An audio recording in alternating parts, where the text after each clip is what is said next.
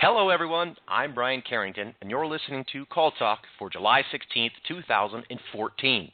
And today's topic is exciting, the Positive Coach Approach. Now, if you're listening live, I would like to invite you to be a part of the show and ask questions. And here's how you can do it. It's really easy. Number one, you can email me at brian@benchmarkportal.com, which is usually the most frequent way to do it. That's BRIAN@benchmarkportal.com. Or if you're listening on the phone or close to one and actually want to ask a question on the line, you can do so by calling it at 1-347-857-3117. Again, the number is 347-857-3117. A lot of sevens in there. But make sure you press the 1 on your phone to let me know you have a question, and I'll get you right in. I do want to remind you, though, that all of our shows are archived and available to listen to at any time that's convenient for you at our website at BenchmarkPortal.com. Just track down CallTalk and go to the archive page, and away you go. So at this point, I'd like to introduce Mr. Bruce Belfiore.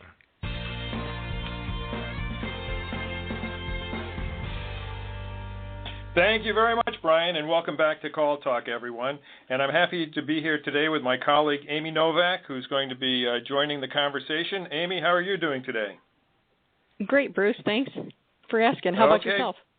I'm doing great. I'm really excited about today's show. The topic is Positive Coach Approach, as Brian mentioned, and we brought an expert on the topic for all of our listeners, Ms. Judy McKee. Judy, how are you doing today? Well, I'm doing great, and thank you so much for inviting me today. Well, we're very happy to have you. Judy, I just finished reading your book, The Positive Coach Approach, which was, it's great. I recommend it to everyone, and we're just excited to have you on the show today. So Judy is a nationally known motivational speaker, seminar leader, and sales trainer and author. She's well known in the contact center industry. And her latest book, The Positive Coach Approach, which I just mentioned, is being adapted into practice with hundreds of people and now certified as positive coaching people. She's also the author of some other books, including The Sales Survival Guide, Script Writing for Effective Telemarketing, Maximizing Customer Contact, How to Turn Customer Service Representatives into Sales Achievers.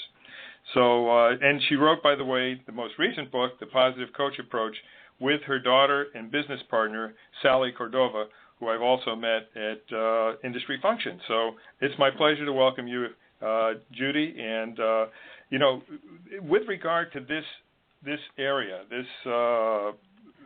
area of inquiry that we do quite a bit of research on, actually, quality and coaching are really among the most popular topics. When we come out with some information or research on this, people are always ready to just devour the information and try to make themselves better. Because at the end of the day, optimizing and motivating agent performance is just so important. And I think we all know as managers and as human beings, when we get it wrong, it really feels terrible. Mm-hmm. And when we get it right, it feels so good. And it really is sort of the proof of the pudding, if you will, of managerial skill. So this is just a very important area. And Judy, maybe you could start by telling us more about your Positive Coach Approach method.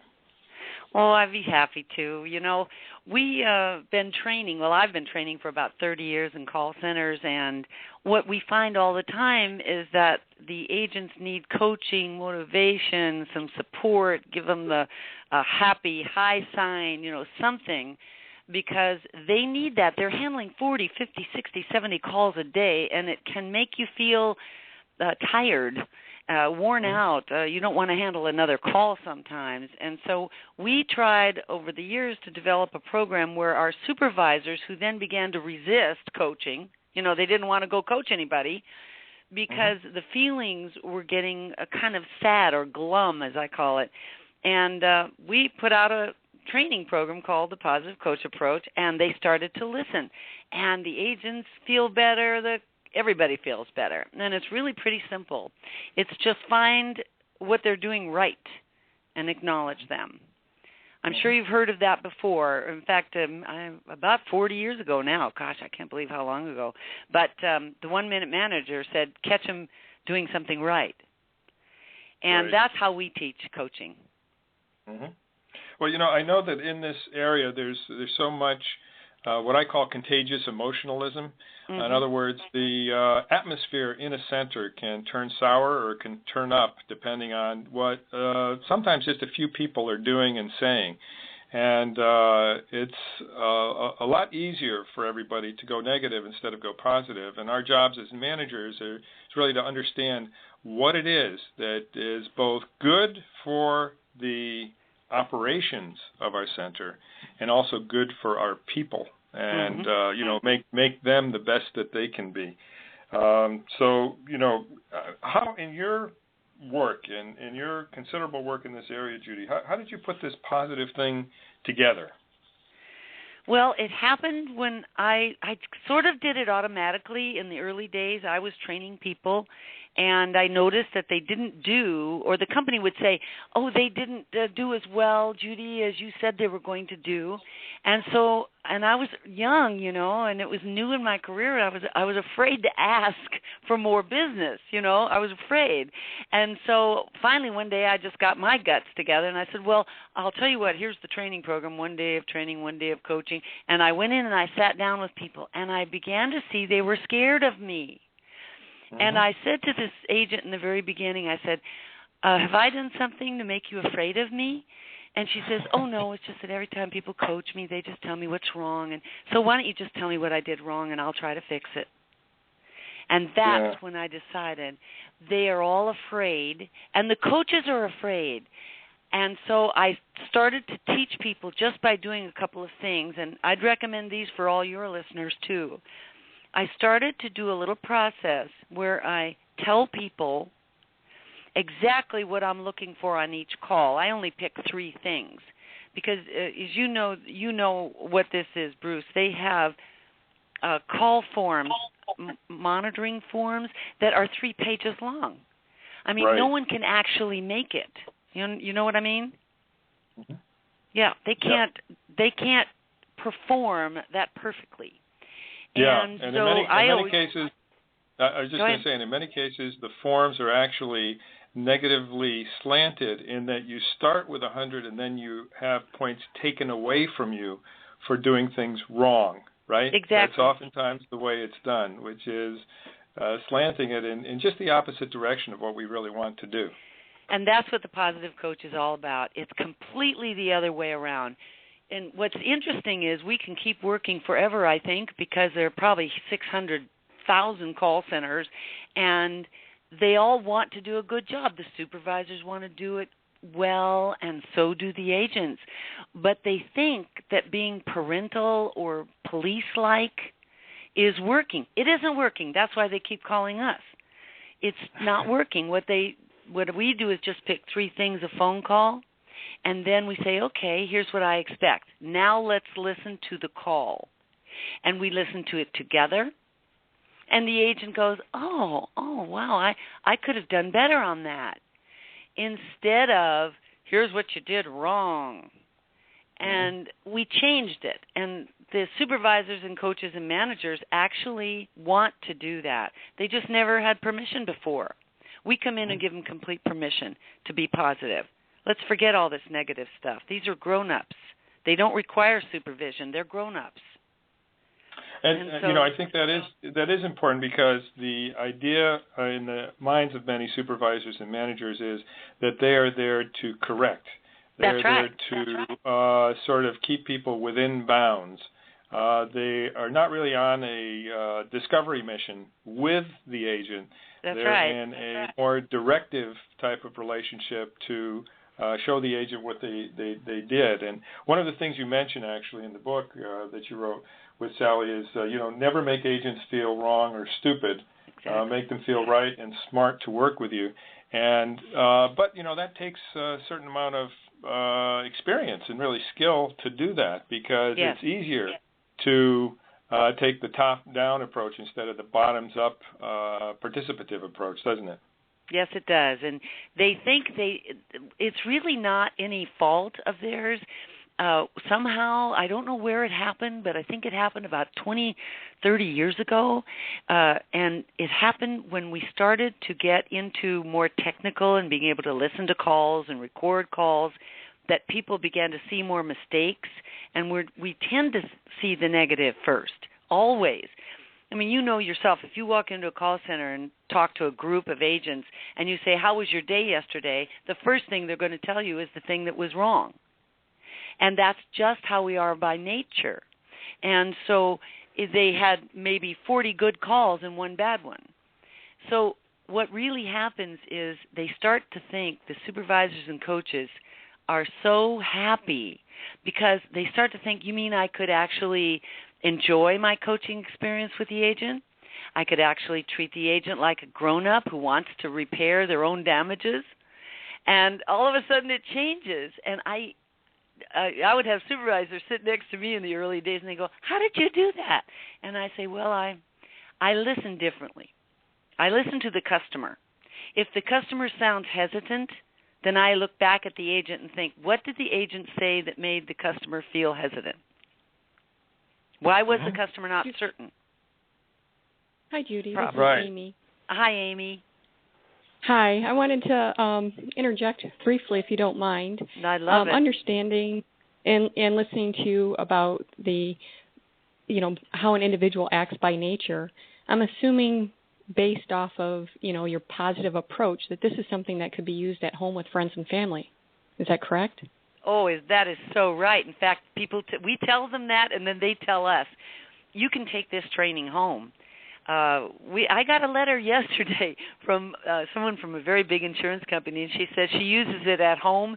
She uses it when she trains her Sunday school kids, and she uses it in the call center.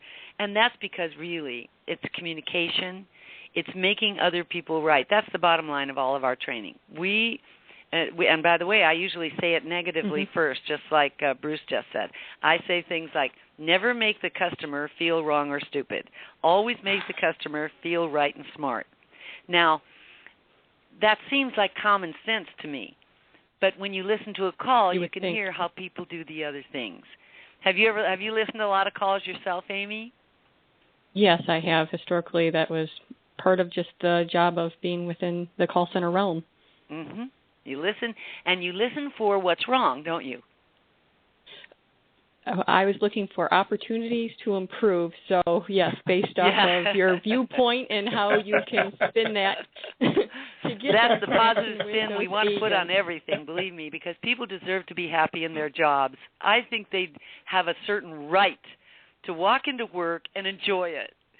And if they're given the right lessons and the right coaching in a way that really acknowledges the fact that they came to work today to do a good job. That's why they got up this morning. They got on the bus or got in their car and drove through the traffic and showed up. And they did that because they want to do a good job. And then we as coaches, all we have to do is start from that position. Of course they want to do a good job. So let's let them use the positive coach approach, which is to self-correct. Well, based off of the coaching that you, as well as your daughter Sally, because you guys partner with this. Right. The feedback that you may have received or what you have heard as a result of performing this coaching, is there an item or items that may come to the top as the most popular that individuals may be taking away from your training? Well, I think that what we hear the most is that coaches notice about themselves that they are being parental. For instance, they might be saying something like, well, back in the day, here's how we did it, so here's what I recommend. You do this. Or I think if you only did it this way instead of that way, you will produce better results. Now, even if they're right, the agent gets a feeling of they're wrong. And so what happens is the coaches come around after they take our course and they go, I can't believe it. This person is finally improving. And all I did was leave it up to them to do the improvement. It's amazing. Yeah. Well, I think that this sort of on a managerial level reminds me of a situation that I heard about with one of my colleagues who was the head of one of 28 call centers in that company. And which all she did was to let people know in her call center that they were at the bottom of the heap in terms of their performance. Nobody had ever told them that before. And once they knew that, then they came up with the ways to get better. And she said, I really wasn't so brilliant. I didn't do much. But in a year's time, they were third from the top. So, you know, I think at both a macro and an individual level, one-on-one, letting people know the right way, which is, of course, a big part of your message, Judy, letting them know the right way that there's an opportunity, and basically making them part of that discovery so that they do the discovery themselves and they actually, you know, pull it out of themselves is very important. And here, you know, your course mentions and your book mentions a llama technique.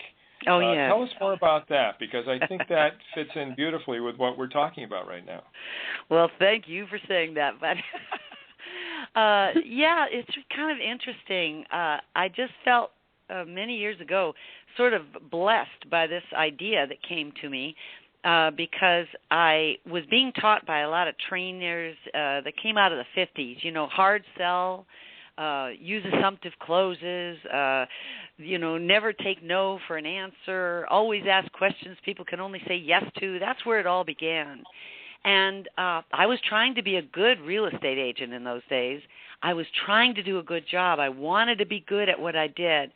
And I was a hard worker, but I wasn't getting appointments with these techniques.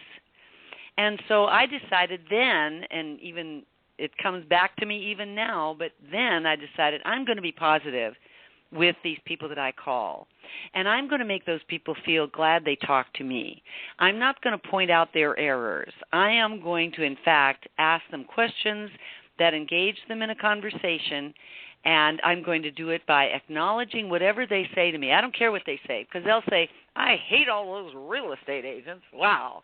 And then instead of doing what I was taught to do, which is to say, well, sir, we're really hard workers and we have experience and, you know, we know what we're doing. Basically, you don't, you know.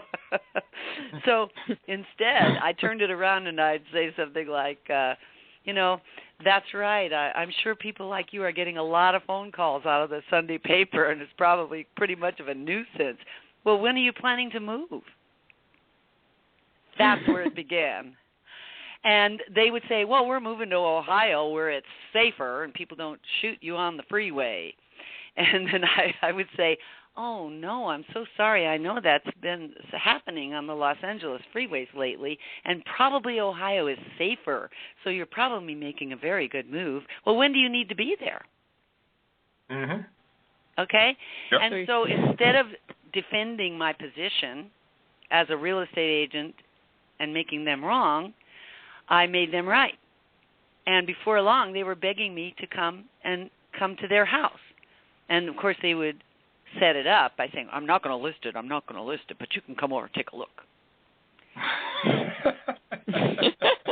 You know, and when I started training it to other real estate agents, I would go live on the phones, make a phone call, and then somebody would say, well, you could come by today. And I would say, gee, I'm so sorry, I couldn't possibly make it today. I'm really busy. But thanks again, and I'll give you a call tomorrow. And I'd hang up, and the students would go, what are you doing? And I said, I can get an appointment in 5 more minutes. And you know why? Because I make people happy they're talking to me. I make them right. I never make them wrong. I make them right. And that's what we want the agents to do when we're coaching them. That's what we want salespeople to do.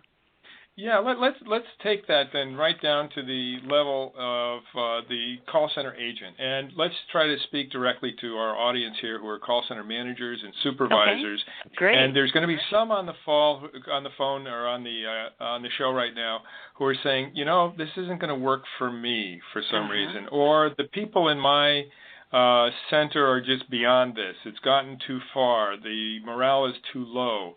But I think that the idea that you have is that that's not the case, that if you take that attitude, it's going to defeat things before you even try.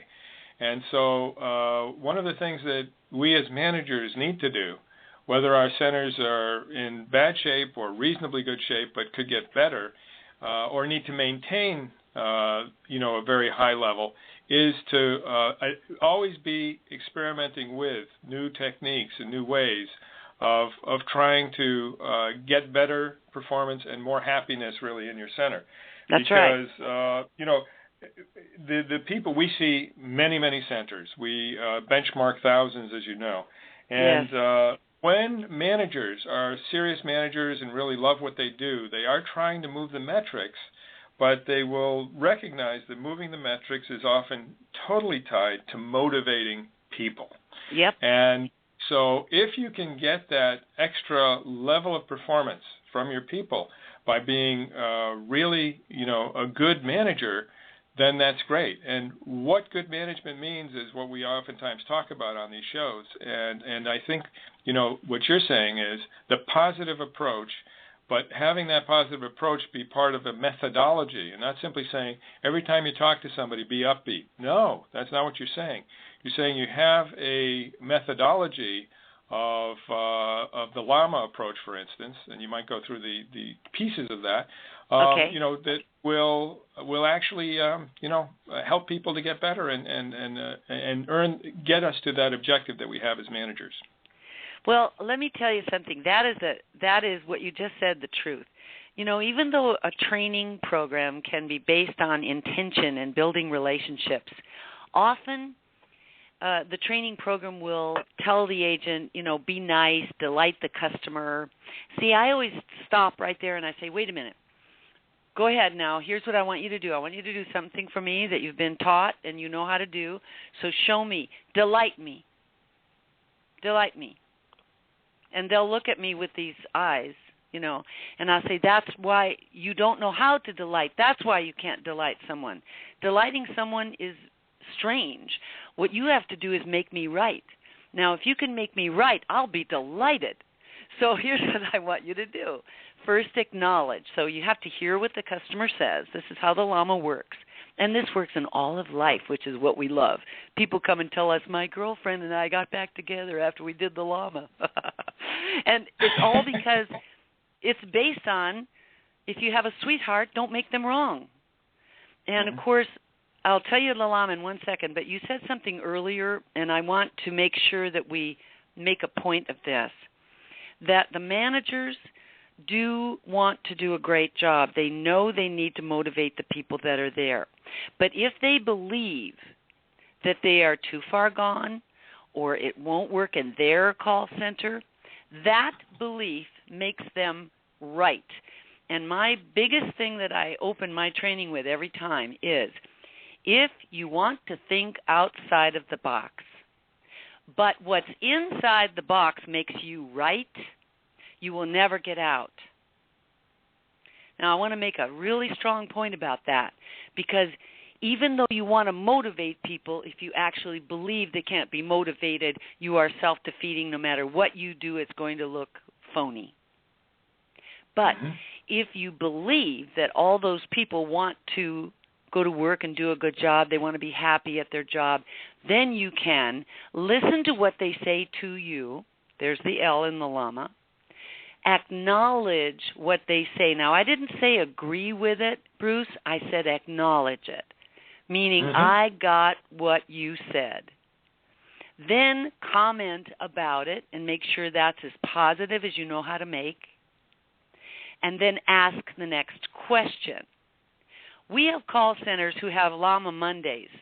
One of our biggest clients has Llama Mondays, and what that means is all day long, everybody, agents, managers, supervisors, presidents, and executives all have to speak to each other in Llama.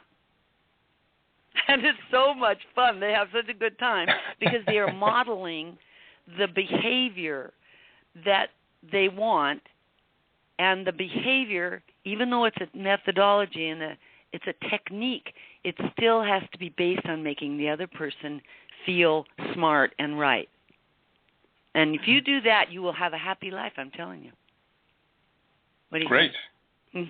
I agree. Yeah. No, I think there's a lot of wisdom there, and there has to be, I think, a certain dedication to trying it. Maybe not having it work the first time every time, but to understanding that if you do master the technique, it is going to really have a lot of good impact for you over the long haul, and even in the immediate haul. You just have to have enough humility and patience to learn the technique. Well, what's interesting is that people have been looking for answers. And I always say, don't look for answers, look for good questions in life. Look for the questions. If you find an answer, you're back in the box. If you are open to questions, you can think of bigger things.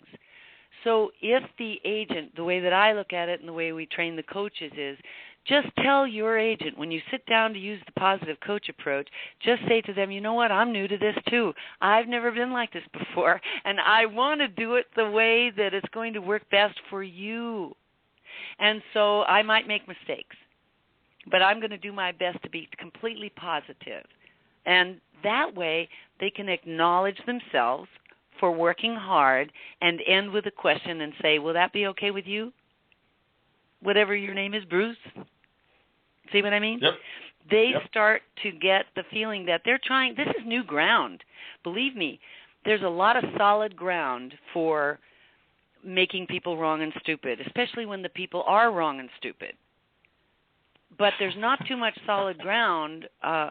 People don't walk on the solid ground of, I take the position that the customer really isn't wrong. Now, you know the old saying, the customer is always right. And I always say, well, you know what? If I'm the coach, then my agent is my customer. If I'm on the phone, if I'm an agent, then my customer is my customer. If I'm an outsource agency and I want to get a new client, the client services person who sells the services has a client. And that client cannot be wrong.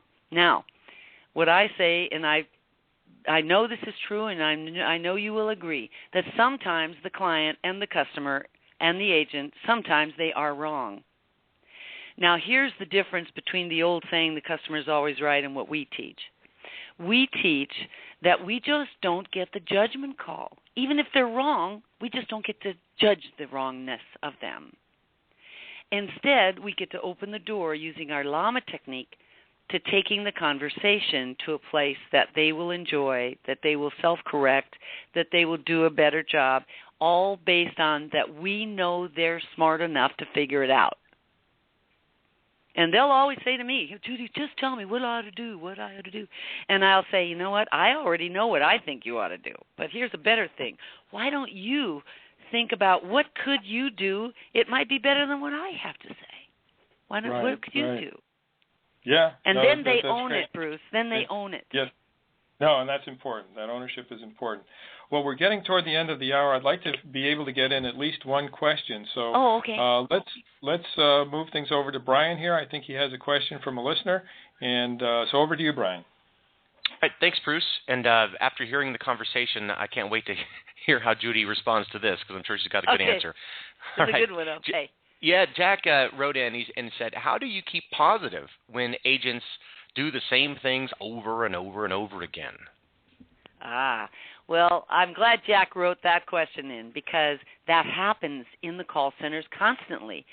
And then we come along and do a coaching session, and the manager says, well, how come he changed it after you did it, but I've been telling him that for a long time? So why do they do the same mistake over and over again? Now, I am pretty convinced, Jack, that the reason that they do it over and over again is because we didn't allow them to fix it in the first place. We told them what to do. Instead of acting like we have confidence in you to figure out what to do and just stopping, we stop the correction with that person. Jack, trust me on this one. You stop correcting that other person. Refuse to help them. Say, I'm not going to give you any answers. You saw the problem on the call. What can you do to fix it? And then if they say, well, I could have done this, then, Jack, what you say to them back is, good. See, I knew you could do it. And then you ask them, this is the hard part, Jack. Then you ask them, well, good. How are you going to remember to do that? And they will give you some kind of explanation. And you will say, perfect. Now, since we've talked about this before and it has not been fixed yet, how are you going to make sure that you remember to do it? What kind of a memory trick are you going to use to fix this? And then they'll say something else, And then the last thing you say, and Jack, let me tell you, this is the hardest question, and a lot of people don't want to do it, but I'm telling you it really works. Then I say to that person that I'm coaching, good, when will this be done? When will it be finished?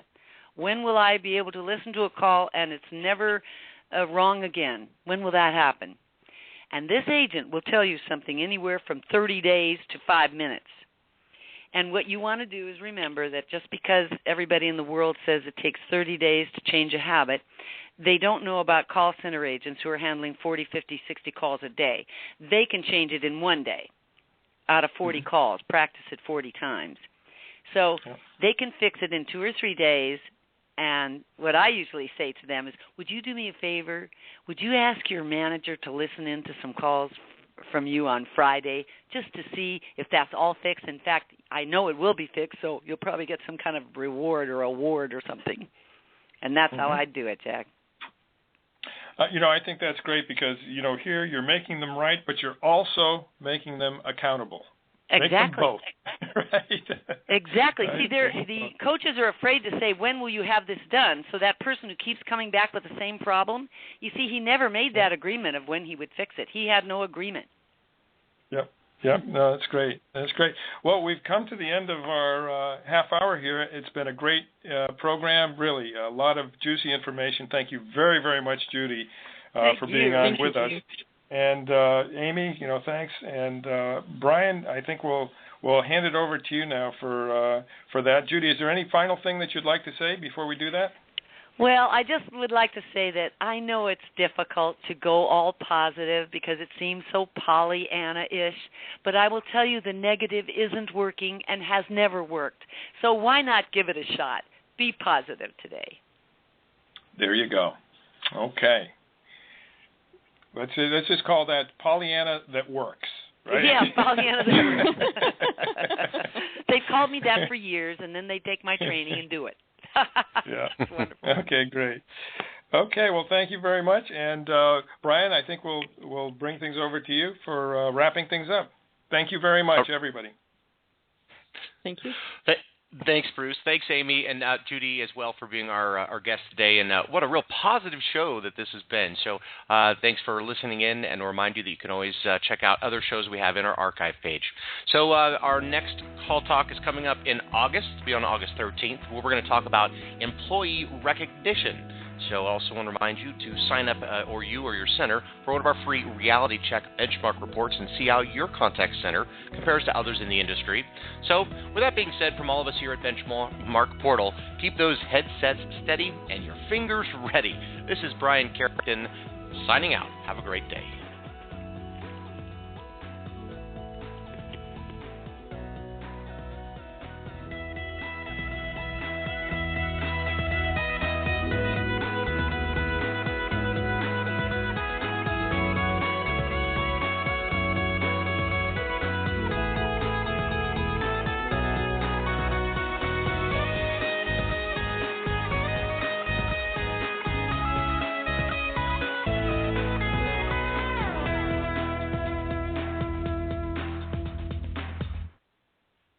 Wrap it up. Take care.